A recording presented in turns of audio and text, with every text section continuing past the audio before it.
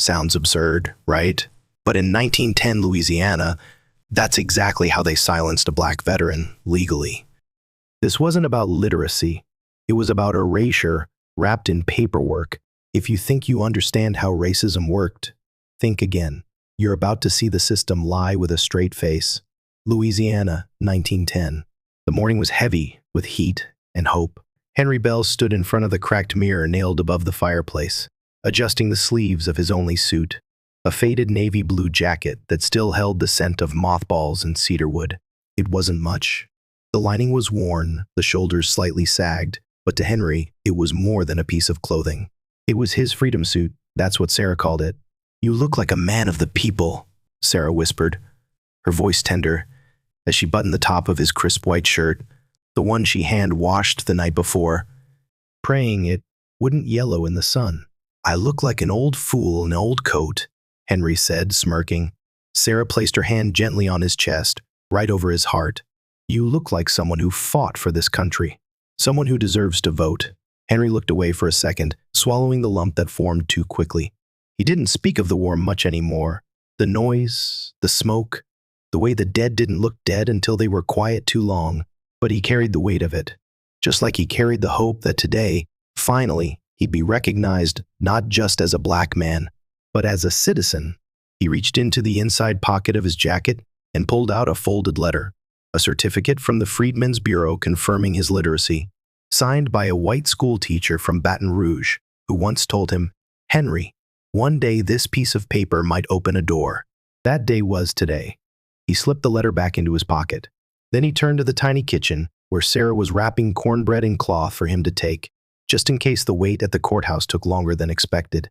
"Henry," she called from the doorway, her eyes soft but steady. "Don't let them rattle you." "They won't," he replied. But even he didn't believe that.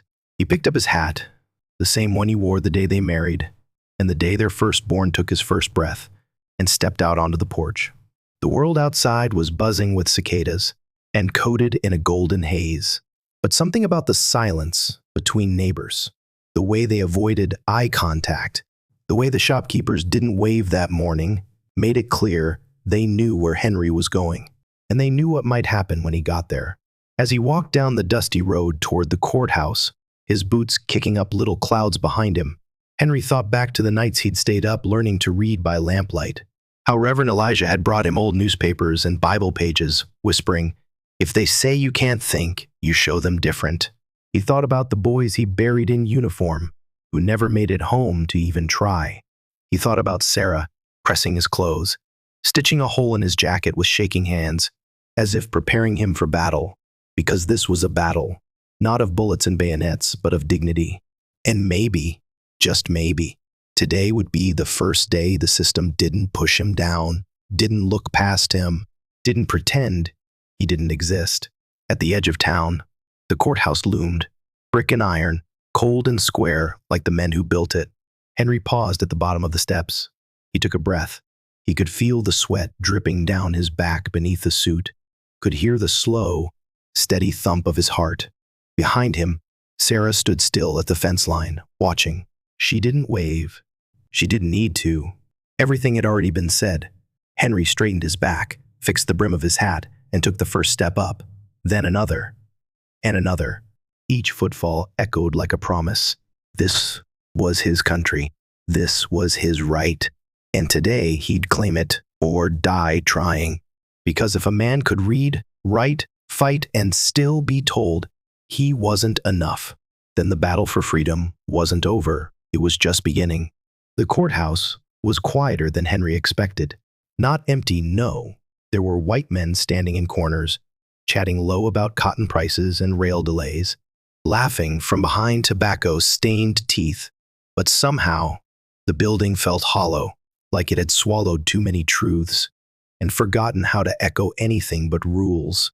Henry stepped across the tiled threshold, his boots squeaking against the floor. The air smelled of ink, sweat, and floor polish. A slow-moving ceiling fan hummed above him, more ornamental than useful. Behind the front desk sat a man Henry had never met, but had always known. Graves. Mr. William Graves, the county registrar, had the sort of face that looked like it had been carved from bone. Pale skin, neatly parted hair, horn-rimmed glasses perched low on his nose. He didn't look up when Henry entered. He was too busy scribbling something onto a piece of paper with a practiced air of importance. Henry cleared his throat. "Good morning." Silence. Then, without looking up, Graves spoke. "Name?" "Henry Bell, sir." Graves sighed like he had been asked to lift something heavy. He reached beneath the desk and pulled out a clipboard. "You're here to register?" "Yes, sir." "Do you have a poll tax receipt?" Henry nodded and handed over the thin slip of paper, one that cost him a week's wages and 100 quiet sacrifices. Graves glanced at it and tossed it aside without comment. "Literacy certificate?" Henry unfolded the letter he had carried so carefully in his jacket and placed it gently on the counter. Graves gave it a passing glance, then chuckled under his breath. "You think this means something?" he asked, holding up the certificate like it was a joke passed around at a supper table. "Signed by a northern teacher?" "Doesn't count here." Henry didn't respond. His hands remained steady at his sides, but inside, something was curling, tightening like a rope being pulled through a loop. Graves reached under the desk again and retrieved a sheet of paper, yellowed slightly at the edges, covered in printed words and handwritten notations. "This," he said, sliding the paper across the desk, "is the literacy test. Complete all 30 questions. All answers must be correct. Spelling, punctuation, and penmanship matter." Henry scanned the paper. The first few questions seemed reasonable enough. Write the full name of the President of the United States. Spell the word Constitution. But then it shifted. Write the preamble to the Constitution backwards. Divide 753 by the number of stars on the flag and write the answer in Roman numerals. Recite the Bill of Rights aloud, word for word, with no errors. Henry blinked. His heart beat louder. "These aren't reading questions," he said quietly. "They're traps." Graves looked up for the first time, lips curling into something between a smile and a sneer. "You're free to walk out, Mr. Bell. No one's making you stay." Henry stared at the test. Then down at the pencil he was handed, dull-tipped, the eraser chewed down to metal. He pulled out a small handkerchief from his pocket, wiped his brow, and walked to the writing table by the window. It was quiet now. Even the fans seemed to have stopped turning. He began to write. He wrote with care, with purpose. His handwriting was clean, deliberate. When he didn't know the answer, he guessed, but did so neatly, respectfully. He did not cross out. He did not show frustration. He simply endured. 25 minutes passed. Graves watched with vague amusement, tapping his pen against the desk like a metronome counting down a man's patience. When Henry finished, he stood tall and handed over the paper. Graves took it with 2 fingers, like it might be dirty. He glanced at the first line, then the second. By the third, he had made up his mind. "You didn't place a period after United States in question 1, he said. Henry blinked. "Excuse me? You wrote President of the United States without a period. That's incorrect." "I didn't know punctuation counted." "It does," Graves cut in. "It's part of the test." Henry opened his mouth, then closed it. Graves didn't look up as he stamped the paper. Fail. Next. Henry stood there, stunned. Graves scribbled something into a logbook. "You can try again next year," he muttered, almost as an afterthought. Henry felt the floor tilt beneath him. Not physically, but something in the core of his being tilted. The days spent studying by candlelight, the poll tax, the letter, the suit, Sarah's trembling hands, all of it meant nothing. Not here, not now. He turned around slowly. Every step toward the door felt like a betrayal, not of himself, but of those who had believed this country might someday keep its promise. He passed a white man on his way out, red-faced, drunk-smelling, stumbling toward the same desk. Graves didn't ask him for a tax receipt, didn't ask him to spell anything, just handed him a form and a smile. That's when Henry knew. It had never been about literacy. It had never been about rules. It had only ever been about power, and who they believed deserved it. As he stepped back into the Louisiana sun, blinking against the harsh light, Henry saw Sarah across the street, standing under the shade of the big oak tree, her fingers wrapped tightly around her shawl. She saw his face. She didn't need to ask. He shook his head once. She closed her eyes. He crossed the street slowly, each step heavier than the last. Sarah took his hand, said nothing. The cicadas sang their sad, steady song, and the suit, once pressed for freedom, sagged a little lower on his shoulders. They didn't speak on the walk home. The sun was high now, beating down hard and dry. The road beneath their feet kicked up dust with every step, coating the hems of Sarah's dress and dulling the shine on Henry's worn shoes. A dog barked somewhere off in the distance, and the cicadas buzzed louder than usual, as if they were trying to say what neither of them could. Henry's jaw was clenched so tight, it ached. He hadn't realized until now how much he had been holding in, not just today, not just this week, but for years, decades. Sarah walked beside him, just close enough for her shoulder to brush against his arm now and then. She didn't ask what happened. She didn't need to. His silence said it all. But finally, halfway down the stretch of road that led to the little wooden house they'd shared since before their second child was born, she stopped walking. "Henry," her voice was soft, tired. "Tell me what they said." Henry turned to her slowly. He removed his hat and wiped the sweat from his forehead. The corners of his eyes were damp. "It was a period," he said flatly. AWHAT, a period. At the end of the first answer, he shook his head, a bitter smile tugging at his lips. "I forgot a damn dot on the page." Sarah stared at him, mouth slightly open. "That's why?" "That's all they needed," Henry said, slipping the hat back onto his head. He looked at that first line, found a missing dot, and stamped the word "fail" on the whole thing. Just like that. He snapped his fingers. Didn't read another word. Sarah's face flushed with anger. She turned away, her hands balling into fists by her sides. "They never meant to let you in," she whispered. "That letter you carried, that test, they were never going to let you pass, Henry." "I know." Her voice cracked. "Then why did you try?" Henry took a deep breath and looked down the road ahead of them, the one they walked every Sunday to church, every Friday to market, every year to the polling place, only to walk back unheard. "I had to," he said. "I needed to believe that maybe this time was different. Maybe wearing this suit meant something. Maybe that teacher's signature held weight. Maybe they'd look at me and see more than skin." He looked over at her, eyes suddenly sharp, but they didn't. They never have. The words hung in the air like smoke after a fire. A few minutes later, they reached the house. The porch creaked under their weight as they stepped inside. The familiar scent of cornbread and linseed oil lingered in the air. The clock above the mantel ticked gently. Henry sat down heavily at the table. Sarah walked past him, then paused, turned, and placed her hand on his shoulder. "I ironed that suit for you like it was Sunday," she said, her voice trembling. "Like it was Easter. You know what I thought while I was starching that collar?" Henry shook his head. "I thought maybe this is the day my husband gets to be counted, not watched, not judged, just counted." Henry closed his eyes.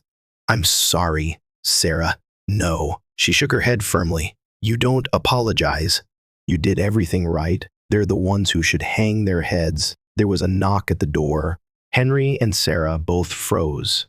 It was an odd time for visitors, and after what had just happened, their hearts tensed. Henry opened the door slowly. On the porch stood Reverend Elijah, tall, thin, wrapped in a coat too big for summer. He tipped his hat with a grave nod. "I heard," he said simply.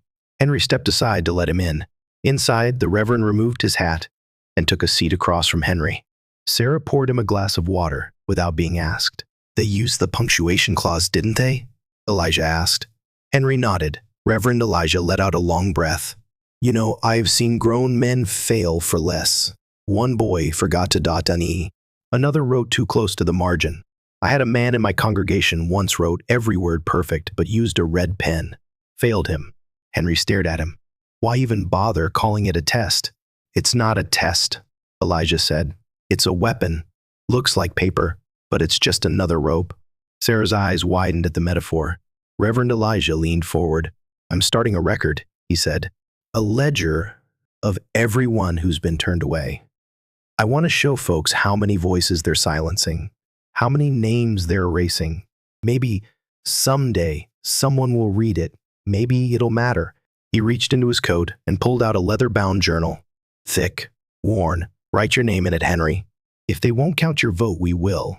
Henry looked at the book, at its empty pages, waiting. And for the first time all day, He allowed himself to breathe deeply. He picked up the pen. His hand hovered over the page for a second. Then, with a steady line, he wrote, Henry Bell, denied. July 12th, 1910. Reason, missing period. He set the pen down. Reverend Elijah nodded. That's the last time they get to write the story without us. They sat there in silence, 3 souls around a wooden table, bound not by power but by truth. Outside, the wind had started to pick up, rustling the trees, and somewhere deep in the heart of Louisiana, the smallest spark of resistance began to flicker, lit not by anger alone, but by something far more dangerous, memory.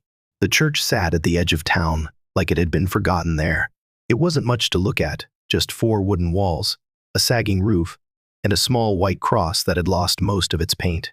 But for Henry, for Sarah, and for many black families across the parish, it was more than a place of worship.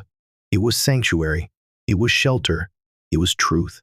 2 days had passed since Henry had failed the test, and the silence in their home had settled like dust. Sarah barely spoke. Henry didn't wear the suit again. It now hung in the corner of their room, limp and defeated, like it had lost its purpose. But on the 3rd day, a note arrived, scrawled in Reverend Elijah's neat, looping script. Come by the church tonight. Bring your name. Henry didn't ask questions. He folded the note, tucked it into his pocket, and buttoned his shirt. When Sarah saw him put on his shoes, she didn't need to ask where he was going. She only handed him his hat. The sun had dipped low by the time Henry arrived. The church doors creaked open to reveal warm candlelight, flickering across wooden pews and faded hymnals. Inside, Reverend Elijah stood at pulpit, not preaching, but writing, hunched over a thick leather-bound book, brow furrowed in concentration. Evenin', Brother Bell, he said without looking up. Evenin', Reverend. You come to bring your name?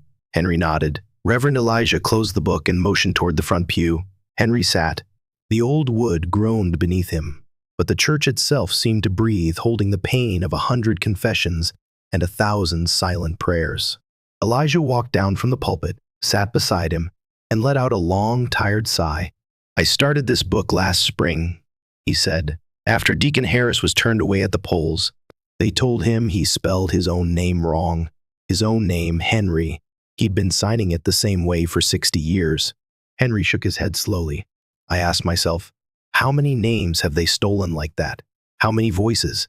Elijah opened the book and flipped through its pages, so I started writing them down. Inside the journal were rows upon rows of names, written in neat black ink. Beside each name, the date they were denied, the reason, and the place. Clara Mayfield, April 3rd, 1910. Spelled amendment without the second D. Denied. David Jackson, May 19th, 1910. Wrote in cursive. Denied. Robert Lee June Twand, 1910. Used ink instead of pencil. Denied. And now, a space at the bottom of the page. Waiting. Reverend Elijah slid the book toward Henry, along with a pen. You ain't invisible, brother, he said. They may not want to see you, but here we remember. Henry took the pen. His hand hovered for a second. Then, slowly, he wrote, Henry Bell, July 12th, 1910. Missing period. Denied. He stared at the ink as it dried. Somehow it made it real, not more painful, but sharper, more defiant. They keep us quiet, Henry said. Not just with their laws, but with the shame. With the idea that if we didn't pass, maybe we weren't good enough. Elijah nodded. But that's the lie, Henry. That's how they win. He stood up and walked to a wooden cabinet near the altar. From inside, he pulled out a bundle of old documents, photographs, and torn ballots. I've been collecting more than names, he said, spreading the papers out across the table. I'm building a record, a witness, you could say, not just of the people, but of the system. Henry looked down at the papers, faces he recognized, names he had heard whispered in barbershops, church pews, front porches.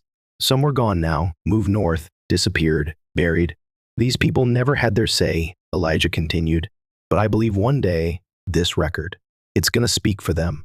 He paused, then looked directly at Henry. What happened to you ain't the end of your story. It might be the beginning of ours. Henry blinked. For a long moment, the only sound was the soft flicker of the candles. Then he said quietly, I want to help. Elijah smiled. You already have, brother. You showed up. Suddenly, a sound broke the quiet, the creak of the front door. Both men turned. It was Sarah. She stood in the doorway, her shawl wrapped tight around her shoulders. She looked at Henry, then at Elijah, and stepped inside. I want to add my name too, she said. Elijah raised an eyebrow. But they don't even let women register yet. Sarah nodded. I know, but they'll come for us next. And when they do, I want them to know I was watching, that I saw what they did to my husband. Elijah opened the book again. Then write it, sister.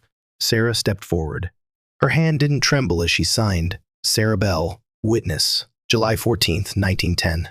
The three of them stood in silence, looking at the ink on the page. The air inside the church felt different now, not lighter exactly, but fuller, as if the walls were beginning to remember, as if history had just taken a breath. Henry looked around the room, at the old cross, the cracked windows, the worn floorboards, and for the first time in days, he didn't feel defeated. He felt seen. Reverend Elijah closed the book gently and placed it back beneath the altar. One day, he said, some child's gonna read these pages and understand where they came from, why their name matters. Henry met his eyes. One day ain't soon enough. Elijah nodded solemnly. Then we better get to work. It was a Tuesday when the knock came. Not hard, not urgent, just firm enough to pull Henry from his seat on the porch, where he'd been shelling peas beside Sarah under the fading Louisiana light. The sun had dipped low behind the pines, casting long, sleepy shadows across the yard. Henry wiped his hands on his trousers, stood up slowly, and walked to the door. Standing there was a boy no older than 8, holding a crumpled piece of paper in both hands and blinking back tears. Behind him stood his mother, her jaw clenched, her eyes tired and red-rimmed. Henry recognized them immediately. The boy was Samuel, his neighbor's youngest, bright-eyed and always curious. The mother, Ruth, had raised 3 boys alone since her husband left for Chicago and never came back. Mr. Bell, Ruth said, her voice taut, like a string about to snap. May we come in? Sarah had already moved to the doorway, sensing something was wrong. She stepped aside, and the 3 entered the small house. Ruth sat with Samuel on the couch and handed Henry the crumpled paper. You should see this, she said. Henry unfolded it carefully. At first glance, it looked like a child's drawing, messy, unrefined, full of bright, waxy colors. But as his eyes took it in, the lines began to mean something more. There, in the center of the page, was a tall brown man in a blue jacket. His jacket. The man stood on the courthouse steps, one fist raised, the other holding a piece of paper. Behind him stood a woman, Sarah, clearly, holding his shoulder.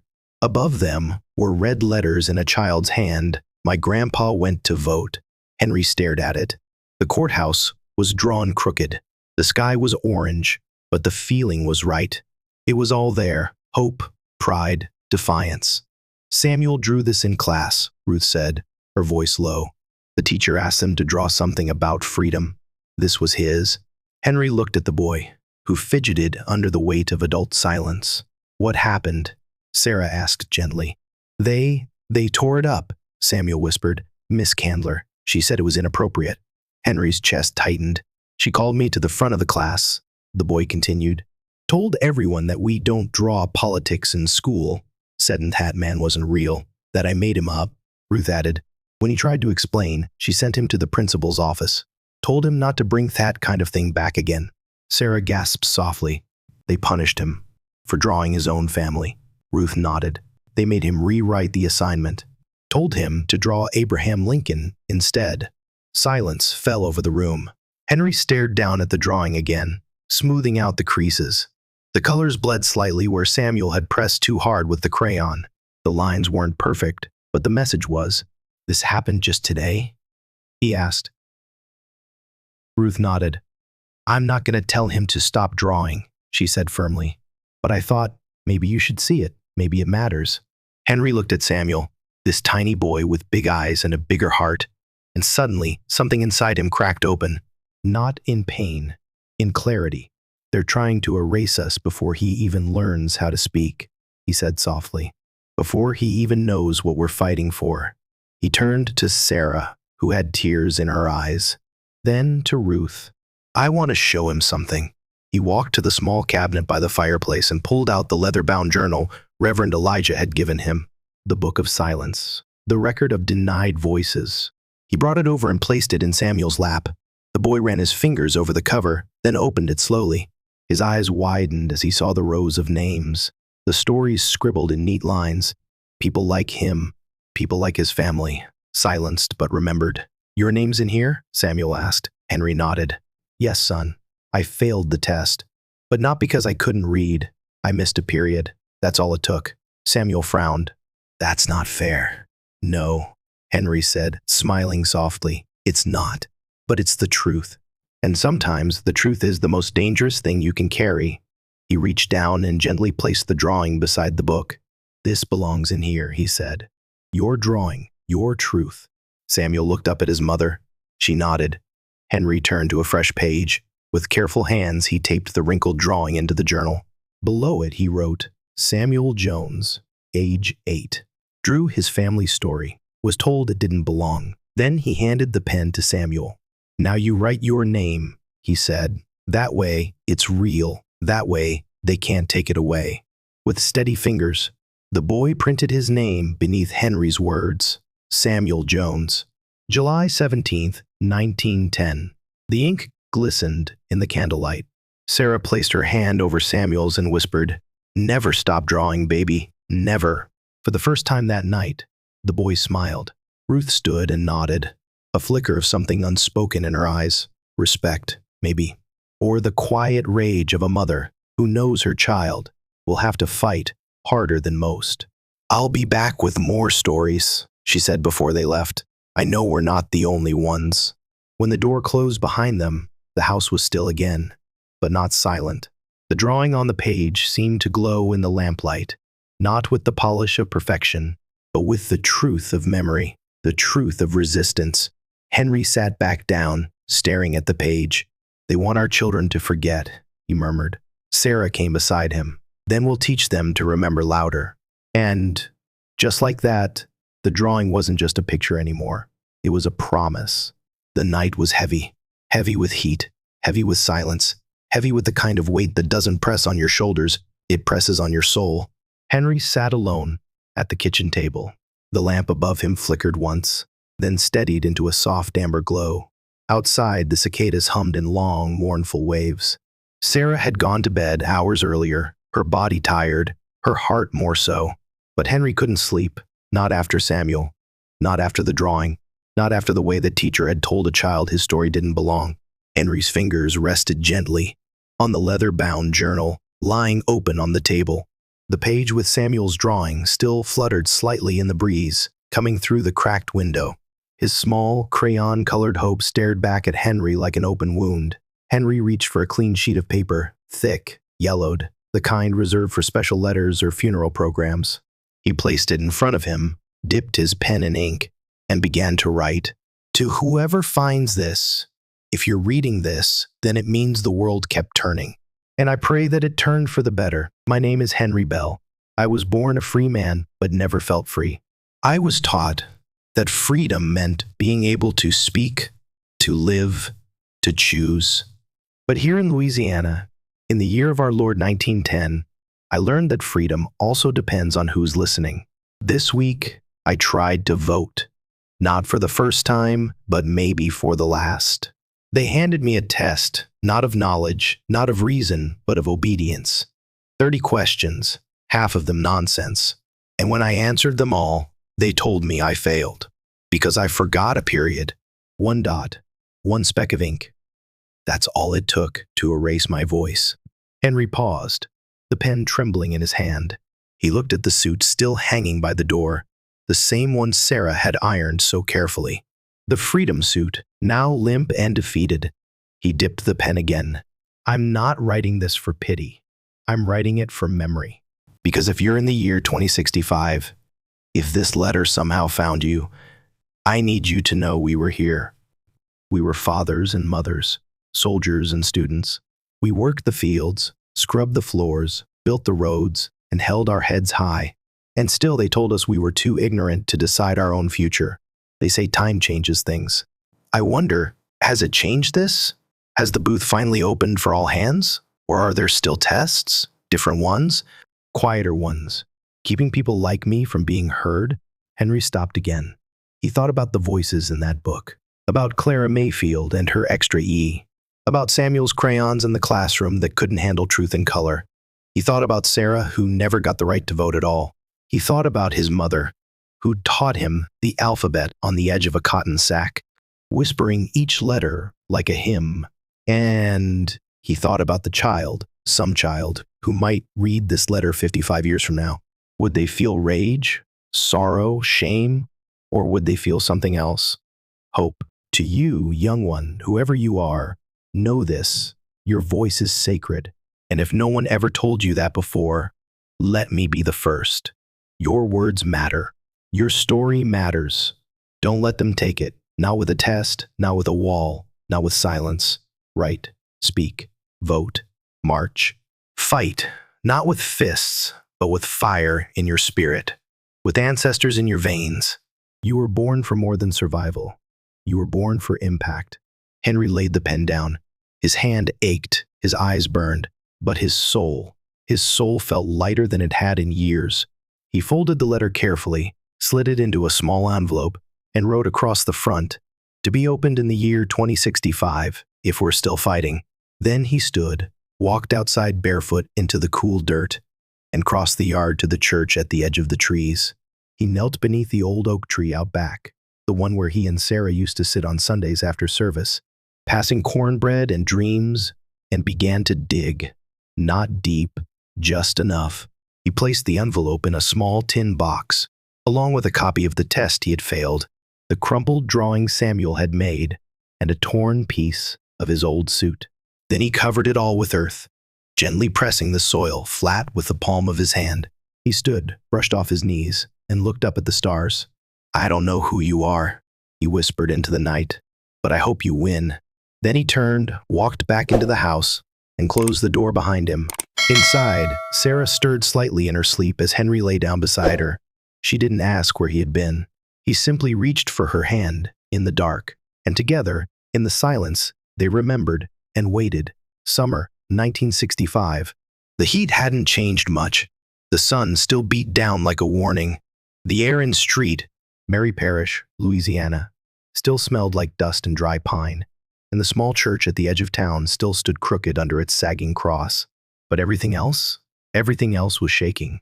The Voting Rights Act had just been signed 2 weeks earlier. Selma still echoed in everyone's bones. The marches, the dogs, the water hoses, and the blood. Lord, the blood. Inside that same small church, now with peeling paint and a few bullet holes no one talked about, a group of teenage volunteers from a voter registration drive had gathered, cleaning out the back storage room. Most of them were from the north, sent down by SNCC and CORE, bright-eyed and wide-mouthed, eager to make history. Others were locals, like June Bell, granddaughter of Henry Bell, and just 16 years old. June wasn't supposed to be there. Her grandmother, Sarah, had begged her to stay home.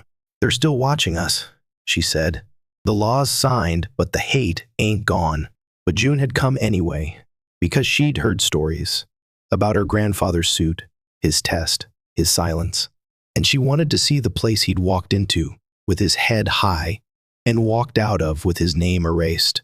As she moved a stack of old hymnals aside, her foot struck something solid beneath a loose floorboard.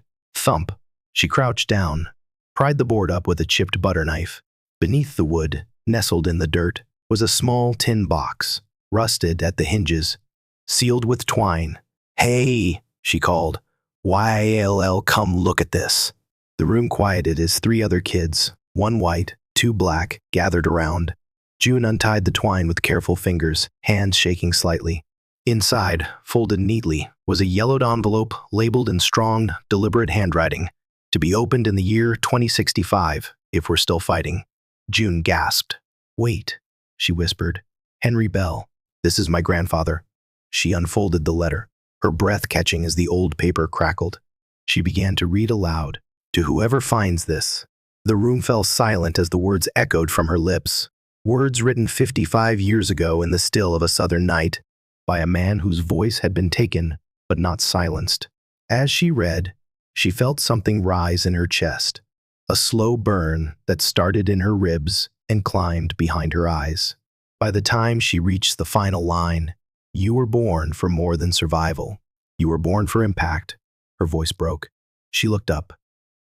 Tears had pooled in the eyes of everyone in the room. "I didn't know he wrote this," she said quietly. "I didn't know he was still fighting." One of the white volunteers, a boy from Minnesota, said softly, "You have his voice." June smiled through her tears. "No, I am his voice." She reached back into the box. Alongside the letter was the crumpled drawing, now faded but still intact. A tall brown man on the courthouse steps. A woman beside him. A boy's dream in broken crayons. June traced the outline with her finger. "That's Samuel's drawing," she whispered. "My uncle. He died in '48.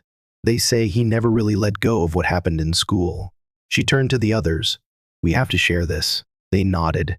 2 days later, at the Sunday service, Reverend Thomas, who had taken over the church after Elijah passed, stepped aside during announcements and let June speak.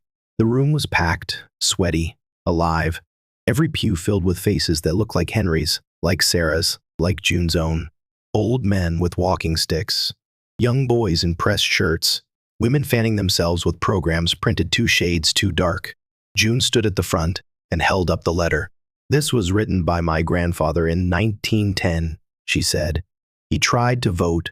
They told him he failed because of a period, so he wrote this instead." And then she read it, every word. By the end, the room was completely still. Not even the babies cried. A woman near the back whispered, "Amen." Then someone stood, then another, and another. Soon the whole room was on their feet. Not clapping, not cheering, just standing, in reverence, in memory, in defiance, because Henry Bell had finally been heard. Afterward, June placed the letter in a glass case at the front of the church, beside the book of silence Reverend Elijah had started. Over time, that book had become something sacred, a living testament of names they refused to forget. She added a new page. July 1965, Henry Bell's voice was read aloud to a full congregation. It was heard. It was felt. It was remembered. Beneath it, she wrote, "June Bell, his granddaughter. The fight continues."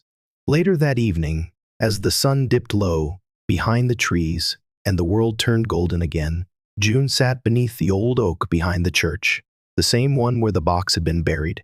She looked up at the sky. "Grandpa," she whispered, "we found your letter." She closed her eyes. "I promise. They won't erase us again." The cicadas hummed around her. The wind rustled through the leaves. And somewhere, in the soil, in the sky, in the sound, Henry Bell smiled. Because finally, his silence had become a voice, and the voice had become a legacy. November 3rd, 2024, Election Day. It was cold for Louisiana. A rare chill settled over Street Mary Parish, crisp and still, like the world was holding its breath. The morning sky was a soft gray, wrapped in the kind of silence that made everything feel heavier and somehow sacred. Ava Bell, 19 years old, pulled her coat tighter as she stepped out of the car. Her boots crunched the gravel as she walked toward the local community center, a squat, brick building that had served as the town's polling place for decades. It was her first time voting. She had rehearsed the moment in her head for weeks. Not just the mechanics, ID, registration, ballot, but the meaning. Her family had taught her early that voting wasn't just a civic duty. It was a birthright paid in blood. Her grandmother, June, had told her stories, like bedtime tales wrapped in warning, about marches and billy clubs, about poll taxes and test questions no one could answer, about names written down just to be forgotten. But most of all, she told her about Henry Bell, Ava's great-great-grandfather. Ava never met him. He died long before she was born, but she knew him, knew the sound of his silence, the strength of his refusal to disappear, the words he left buried beneath a church tree and later echoed through generations like a quiet anthem. Voting, June used to say, is our way of answering him back. Now, it was Ava's turn. She stepped into the building. The smell of paper, pine cleaner, and faint coffee greeted her. A volunteer smiled and pointed toward a small gymnasium in the back, where booths had been set up. Ava moved slowly, her breath shallow, her heartbeat steady. But just before she reached the booths, something caught her eye. There, on the far wall of the room, framed in oak, protected behind glass, was a portrait. It wasn't polished. It wasn't official. The frame was slightly chipped, and the canvas had yellowed with age, but the subject was unmistakable. A tall black man stood on the steps of a courthouse, dressed in a blue suit. His eyes held a quiet dignity. In one hand, he clutched a folded piece of paper, in the other, a worn hat. Behind him, a woman stood, resting a hand on his shoulder. The plaque beneath it read, "Henry Bell, silenced by a system, remembered by a legacy. Attempted to vote 1910. Voice finally heard 1965. Echoes forward still." Ava froze. Her hand flew to her mouth. She had seen that portrait before, in her grandmother's house, in black and white photos, in stories whispered over kitchen tables. But she'd never seen it here. Not in a polling place. Not in public. Not recognized. Her eyes burned.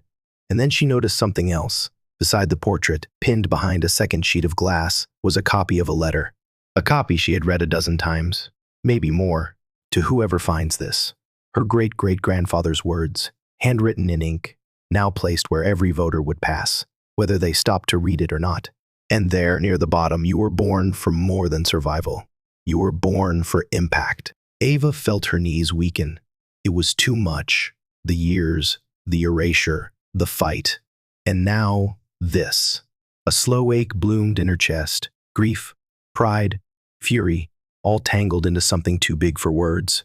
She took a breath, then another, and walked toward the booth. She signed her name, accepted her ballot, and stepped into the space with a short curtain and a creaky plastic table. She stared at the names on the page, rows of choices, boxes to fill, decisions to shape the future. And then she did something she hadn't planned. At the top of the ballot, in the tiny white margin, she wrote 4 words in the corner, barely noticeable, "For Henry, for us." Then she voted. Each mark felt like a strike against silence. Each choice a sentence in a longer story. Each checkbox a resurrection. When she finished, she fed the ballot into the scanner and watched it disappear. Counted, this time.